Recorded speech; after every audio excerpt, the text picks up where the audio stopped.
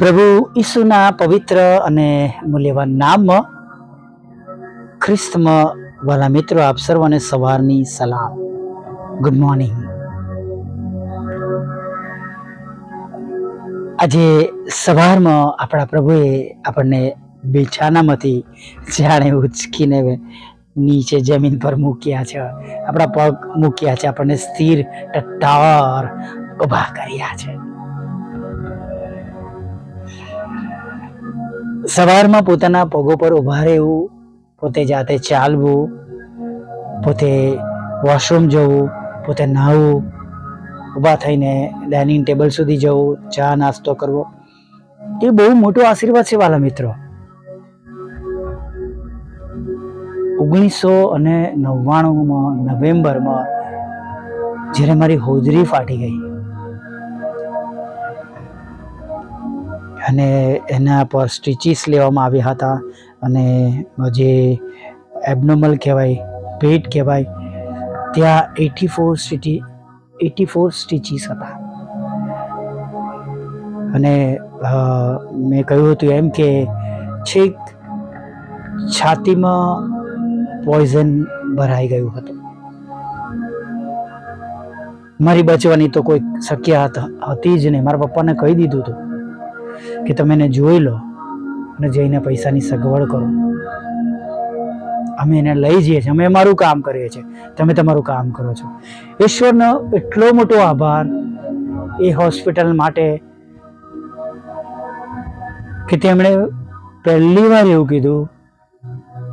એમને, મારા પપ્પાને એવું નહોતું કહ્યું જેને પૈસા ભરો, હું સાચે જ કહું છું. એમણે કહ્યું અમે એને લઈ જઈએ છીએ, ટ્રોમામાં લઈ જઈએ છીએ, તમે જઈ તમારા પૈસા બધાની સગવડ કરો, અમે ઓપરેશન ચાલુ કરીએ છીએ, કેમ કે આનો જીવ બિલકુલ જવાની અણી પર છે. એ હોસ્પિટલના લોકો એવું કહેતા હતા, આ હોસ્પિટલ તો ખાલી મરવા માટે છે. હું નવેમ્બર અને ડિસેમ્બરમાં 24 તારીખે સાંજે મેં રજા માંગી હતી. મતલબ કે 29 નવેમ્બર 1999 દાખલ થયો હતો, અને ત્યાં સુધી હું પલંગ પર રહ્યો હતો. મારા નાકને, મોંમાં અને એટલી બધી ટોટીઓ અને એટલા બધા ઇન્જેક્ટ કરીને શરીરની અંદર ટ્યુબો નાખવામાં આવી હતી. મને જોતો હતો તો મને એવું લાગતું હતું કે મારા કપડાં કરતાં આ ટ્યુબો વધારે મને દેખાય છે, અને મને ઊભા થવાનું એલાઉડ નહોતું. ખોરાક તો મારે ખાવાનો નહોતો, કારણ કે હોજરીના લીધે મને બોટલ ઇન્જેક્શન પર જ રાખવામાં આવતા હતા.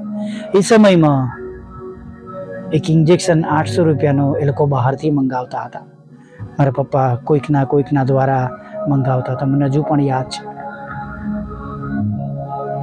મધ્યમ વર્ગના કુટુંબમાં અને આછી એવી જોબ, ગવર્મેન્ટ ખરી પણ ગવર્મેન્ટની, સેન્ટ્રલ ગવર્મેન્ટ પણ, જેમાં લિમિટેડ સેલેરીમાં કામ કરતા મારા પપ્પા એ ટાઈમે કે જેમનો એક મહિનાનો પગાર 800 રૂપિયા હોય, એ સમય દરમિયાન એવા તેઓ અઠવાડિયામાં 2 ઇન્જેક્શન મારા માટે મંગાવતા હતા. આજે બી મને એમને કીધું નથી એ પૈસા કેમના લાયક, શું કર્યું એમણે. આજે તો મારી સાથે રહ્યા નથી, પણ 1 મહિનાના પગારનું 1 ઇન્જેક્શન એવા અઠવાડિયામાં 2. હું નવેમ્બરમાં થોડા દિવસ રહ્યો અને ડિસેમ્બરના લગભગ 3 અઠવાડિયા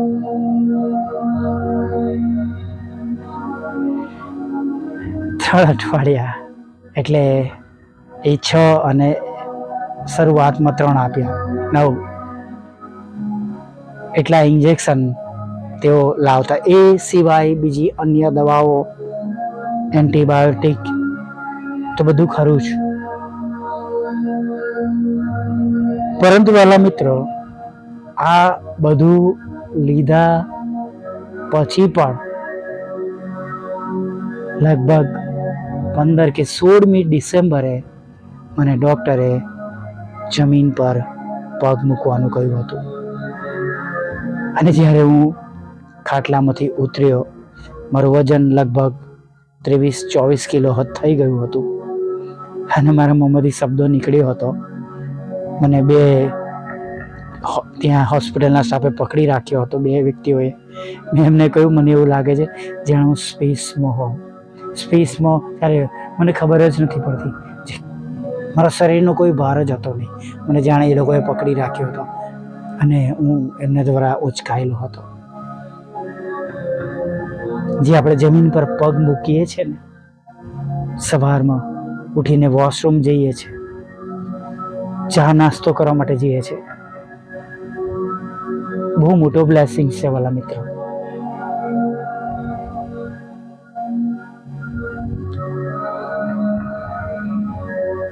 ખરેખર ઘણા બધા એવા આશીર્વાદો પ્રભુએ આપણને આપ્યા છે જેને આપણે ઘણી બધી વખત યાદ પણ નહીં કરતા. હું કહું છું, ગણતા પણ નહીં. તમે હું થૂક ગળી શકીએ છીએ. એવા લોકો જોયા છે થૂક ગળી શકતા નથી, બહાર કાઢવું જ પડે. કેન્સર પેશન્ટ મારા પપ્પાને જોયા છે.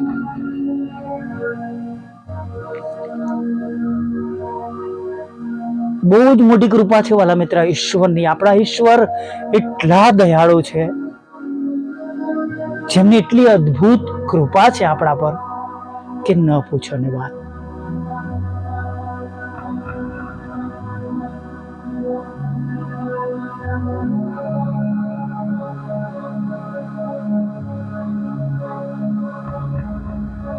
એ સમયમાં હોસ્પિટલમાં 2000ની સાલ આવવાની હતી અને ત્યારે ઘણા બધા લોકો મિલેનિયમ બધા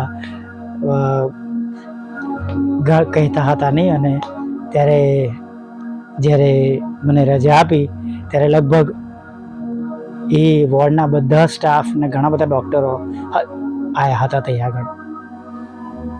કેમ કે મિલેનિયમ એક મિરાકલ હતો એમના માટે, પણ એક એવી બાબત હતી.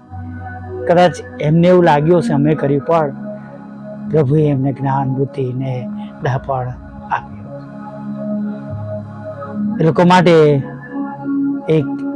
એ ગર્વની બાબત હતી કે અમે આ પેશન્ટને બચાવી શક્યા છે. એમના માટે હું પેશન્ટ હતો અને પ્રભુનો હું બાળક હતો. હાલેલુયા! કેવી અદ્ભુત કૃપા, કેવી મોટી દયા. અને હંમેશા માંગવા કરતા પ્રભુનો આભાર વધારે માનીએ. પ્રભુને અગર શાંત વધારે રહીએ. પ્રભુ બધું જાણે છે. આજે સવારમાં આ ઓડિયો તો ઓગસ્ટમાં રેકોર્ડ થયેલો છે, તમને સપ્ટેમ્બરમાં મળશે. જ્યારે હું સવારે મારી રૂમમાં આવ્યો, રાત્રે મારો ફોન બરાબર હતો. સવારમાં જ્યારે ફોન મેં ઉઠાયો તો એ પાછળથી ફાટી ગયો હતો.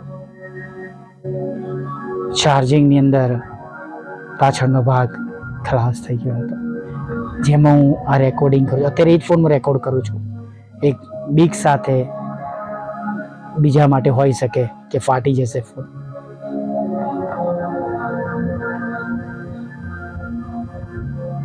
ઘણું બધું સવારમાં આપણી પાસે જે હોય છે ઘણા બધા લોકો પાસે નથી.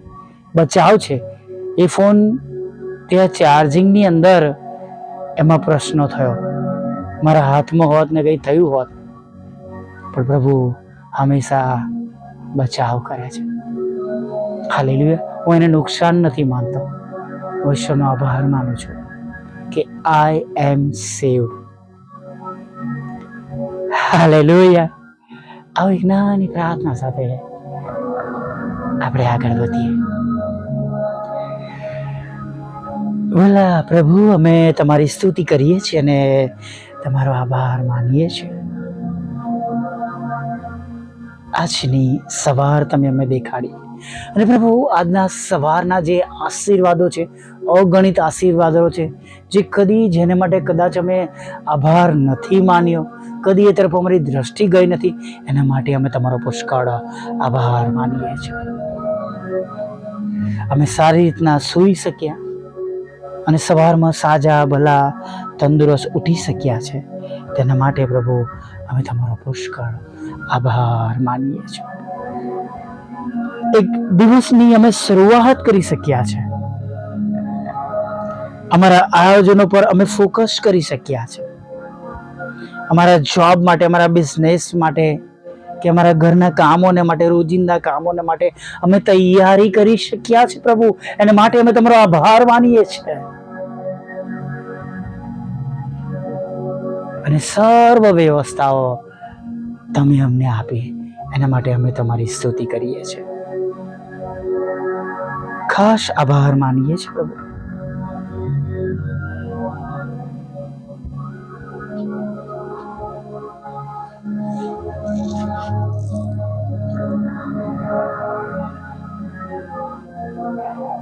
સવારમાં તમારી પવિત્ર હાજરીમાં અમે નમી શક્યા છે. અમને નવો ને તાજો સ્પર્શ આપો. અમારી ભૂલો માફ કરો, અમારા પાપ માફ કરો. અને પ્રભુ તમે અમારો હાથ પકડી રાખજો.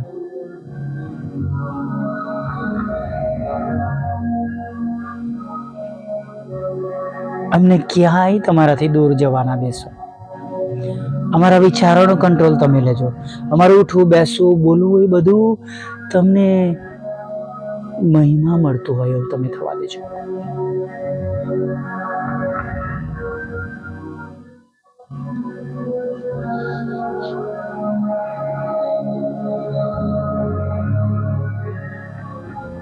ભલા પ્રભુ, આખો દિવસ તમારી પવિત્ર હાજરી અમારી સાથે રાખજો. અને જેઓ તમારા પર ભરોસો કરે છે, વિશ્વાસ કરે છે પ્રભુ, એ બધા પર તમે તમારી મોટી દયા, તમારી કૃપા અને તમારી કરુણા રાખજો પ્રભુ. તેઓના વિશ્વાસ પ્રમાણે તમે તેમને ઉત્તર આપજો. તમે તેમનું ભલું કરજો પ્રભુ. તમે તેમની સહાય કરજો પ્રભુ. તમે તેમની મદદ કરજો. તેમની ચિંતાઓ પ્રભુ તમે દૂર કરજો, તેવી પ્રાર્થના કરીએ છીએ.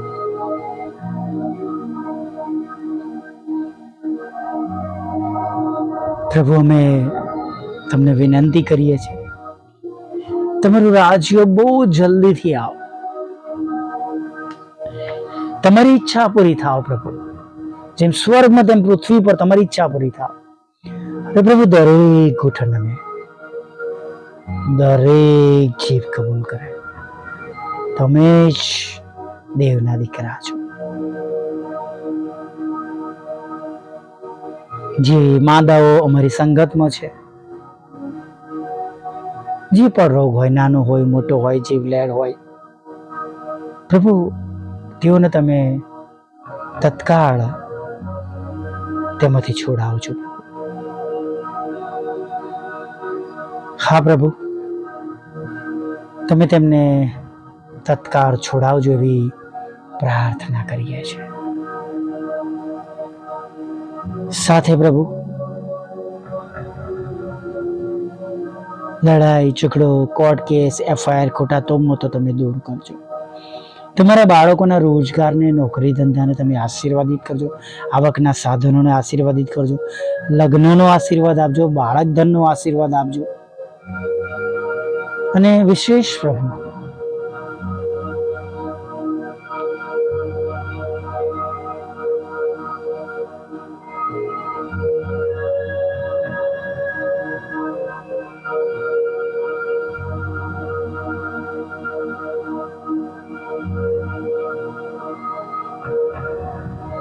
તેમની આંખના આંસુઓને તમે લૂછી નાખજો પ્રભુ.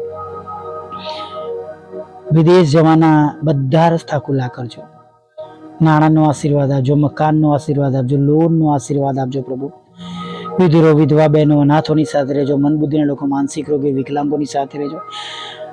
દેશ વિદેશમાં નોકરી આપજો પ્રભુ પિતા, પ્રમોશન આપજો પ્રભુ પિતા, જુદી જુદી પરીક્ષામાં પાસ કરજો પ્રભુ પિતા. પ્રભુ અમારી પણ બે વિનંતી રહી છે. હવે એકનો રસ્તો તમે ખુલ્લો કર્યો છે, જો તમારી ઈચ્છા છે તો પ્રભુ થોડા સમયમાં હું સાક્ષી મૂકી શકું એવી મારા પર તમે દયા અને કૃપા થવા દેજો. વોટ્સઅપ, ફેસબુક, યુટ્યુબ દ્વારા થતી સેવાના આશીર્વાદ પ્રભુ. ફેસબુકમાં કુછ પ્રોબ્લેમ છે પ્રભુ, એ પ્રોબ્લેમ પ્રભુ તમે દૂર કરજો પ્રભુ. બધાની સેવાને આશીર્વાદિત કરજો.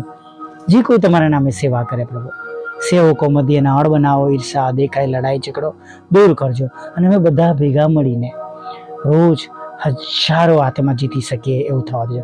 હમણાં જેને તમારી જરૂર છે તમે તેમની મુલાકાત લેજો, તેમની આંખના આંસુઓને લૂછી નાખજો.